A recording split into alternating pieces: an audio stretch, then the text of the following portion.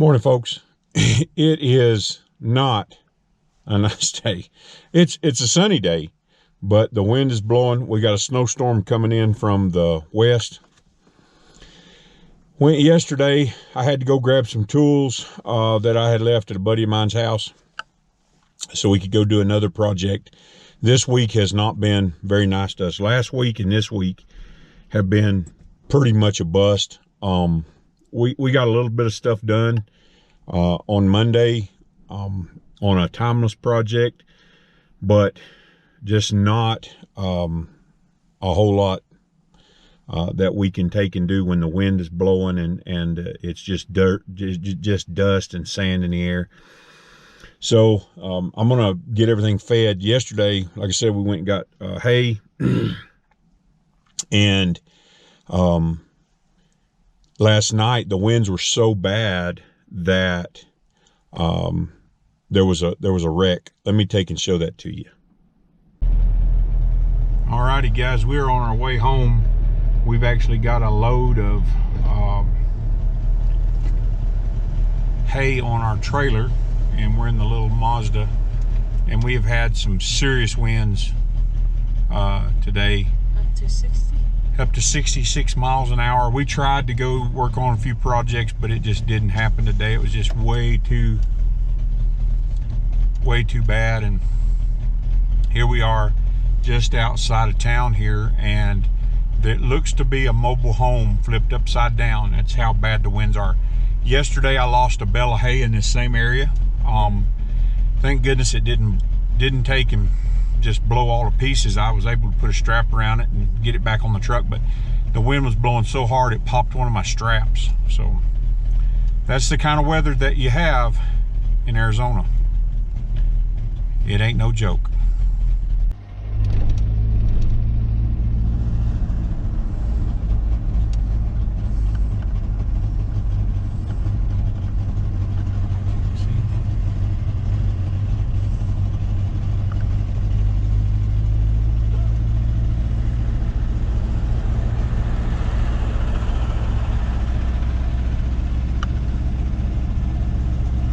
Yeah, so, you know, these winds are dangerous, particularly if you've got a high-profile vehicle like a camper or anything like that. That was actually a house trailer. The wind blew it over, acted like a huge sail. So, not fun. Not fun for the person who owned it. Not fun for the cleanup crews. Not fun. When the wind's blowing like this, and you're pulling heavy loads and you're pulling big items, it's best just to wait. Everybody thinks they have to get something done right away. You got to get it done today. It's the only day we can do it. No, I bet you they wish they'd have waited. Sometimes we get in a hurry, and sometimes we think, well, we need to get this done. That's what I've been thinking past maybe 2 or 3 days. I was like, man, I ain't getting nothing done. We were sick last week. It snowed last week. It's windy this week. It's cold. And as all of you know, you can't set concrete when it's below zero, or below freezing anyway. Well, not below zero either, but if it gets below freezing, the concrete's just not going to cure properly. So I'm going to get out here. I'm going to feed some of this hay. I'm going to leave it on the trailer. I picked it up. If you're in the area, High Country Feeds, Kyle Flake over in Snowflake. He's got some really good hay. He's getting it from a lot of different sources than some of these feed stores around here. Go check him out. He's on Facebook, High Country Feeds, Kyle Flake. He's on there.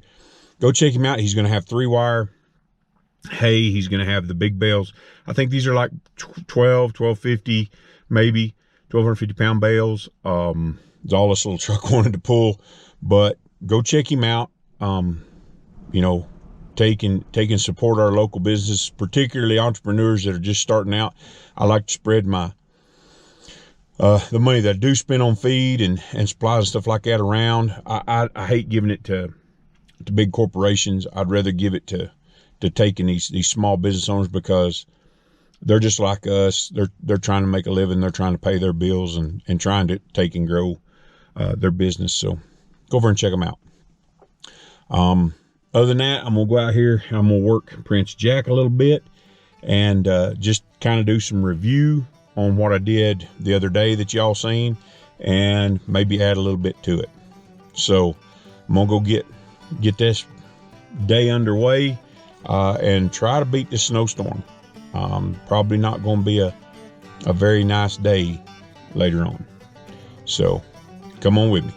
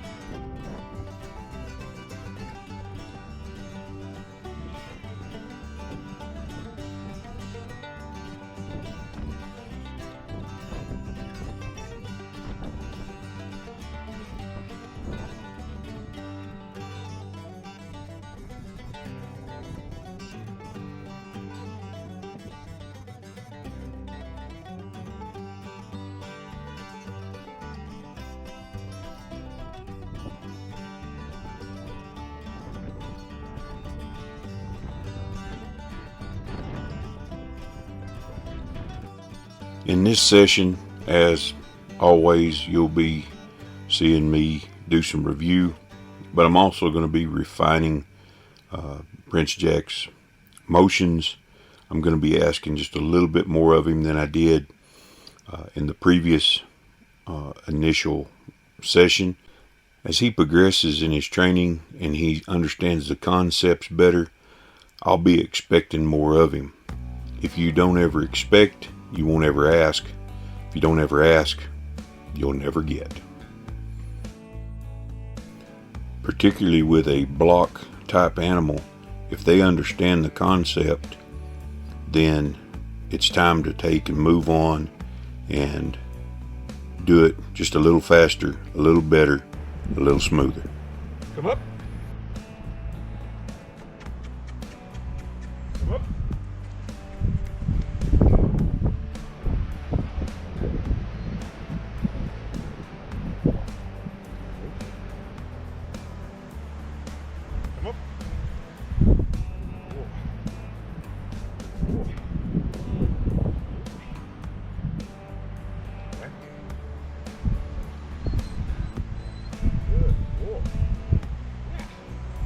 In today's video, you'll notice that I've changed a few things up, and I know it's hard to see with this camera.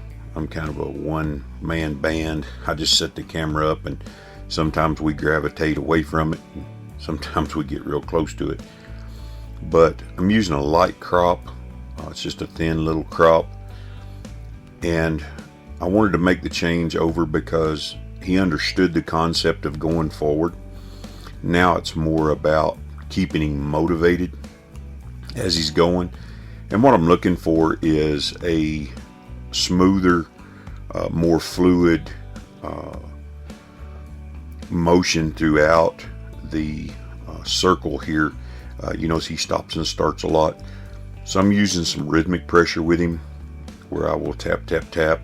I tap the air first, and then if he doesn't continue on, I'll take and just lightly tap him on the hindquarters. And what I'm looking for is for him to just continue moving and become real fluid. The end result, when he's in a buggy or in a harness, you don't want a herky jerky ride. You want, when you put him in a trot, he continues in a trot.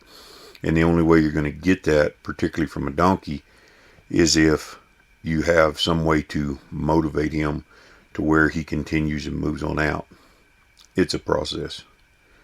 You notice here I am starting to move his front end around using the same rhythmic pressure. And you always want to take and use the least amount of pressure necessary. So I start out with just my body language, and then I will tap the air, and then if he doesn't move, then I will just lightly tap him on the shoulder, hindquarters, whatever part of his body I'm wanting him to move. I also changed over to a rope halter. whereas I was using just his web halter earlier. The web halter is really wide, and it allows him to resist and pull on me longer, and it doesn't cause him any discomfort, so he doesn't really pay attention to my hands. A rope halter is thinner, and it just makes it more difficult for him to push on me. It's a little bit more resistant. It's kind of like the difference between sitting on the bleachers at a high school game and sitting in your lazy boy. You can only sit on those bleachers for so long before it becomes uncomfortable, and that's kind of what the rope halter does. It just gives me a little bit more of leverage, so that he's learning that there are consequences to just continue pulling on my hand. It doesn't really hurt him, it just makes it uncomfortable. The old adage is, you want to make the right thing easy and the wrong thing hard, and if necessary, you want to make it uncomfortable.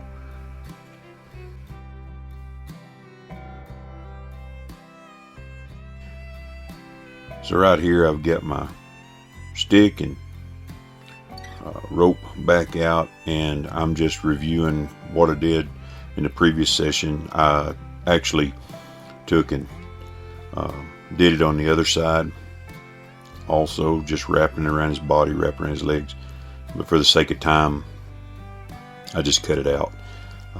These things can get quite lengthy if you include every piece of footage, and a lot of it's pretty monotonous. And although I'm quite the talker, you guys don't want to hear me talk over top of monotonous video footage for 35 to 40 minutes. So here I'm going to introduce a little bit something different. I'm going to take and work with his front feet, and we teach all of our horses to give to pressure in all of their body parts, and I think that that's something that needs to be done very early on. If you have a young animal, you need to be able to teach them to give to pressure on all 4 feet, their head and neck, their shoulders, their midsection, their hindquarters, and break it down for them. So here I was just using my rope and stick to just pick his front foot up, and what I'm looking for is for him to just relax and kind of give, and I'm doing it on both sides. And you don't have to do it all at once, you just do some one day, some the other. And what I'm looking for here is how willing he is to submit. Anytime you do anything with an animal's feet that prevents them from running off, particularly a herd animal that's a flight animal, if they give it to you willingly, then there's a level of submission there that goes with it, where they're trusting you with their safety and well-being. He was really okay with that, so I moved on, and now I'm going to start his hobble training. Every animal, in my opinion, needs to learn how to be hobbled. I once worked on a ranch, and we used a lot of mules, and we were constantly getting off and on our animals, having to do jobs. And one of the old fellers there, he hobbled everything, taught everything to hobble. And for those of you who don't know what hobbling is, it's basically tying the 2 front feet together, and it restricts the animal's ability to trot or lope unless you're a cowboy. Cowboy can lope as fast hobbled as he can when he's not hobbled. He's learned to do so. But there again, he's a ball, and he's really athletic. So this is a really good lesson for animals. It's really good about teaching them if they're ever tangled up, like I've said before. And I don't know if you guys noticed it or not, but while I was talking in the truck, Cowboy was actually hung in the fence. He likes to paw the fence, and he gets his shoes hung in the wire. So I have to constantly get him out of the fence. It's a 2-time-a-day ritual. He gets impatient around feed time, starts pawing, gets hung in the fence. When I first pulled down to the corrals, he wasn't even hung. Then he started pawing as I was sitting there in the truck. He got impatient and he got hung up. I had to go take and pull the wires out and get him unhung. But he's learned that once he's hung, he just kind of stands there. And some of the other horses were picking on him a little bit. I watched in the footage and he was kind of trying to stay away from them. But if you teach an animal to be hobbled, the chances of them getting hurt when they're hung in a fence becomes less and less. See here, Prince Jack has put his head down and he's kind of learning to relax, and doesn't really seem too bothered by it. So he did really well. We were out there for probably another 15 or 20 minutes, me just playing with him, rubbing on him, just making sure he's pretty quiet with the hobbles. And he did really well this session. Some days are long sessions, some days are short sessions, but if I'm moving along pretty good and progressing pretty good, then I don't think it's necessary to just continue to drill an animal. The wind was super bad, as you're fixing to see. The camera would not stay upright. I'm really enjoying training Prince Jack.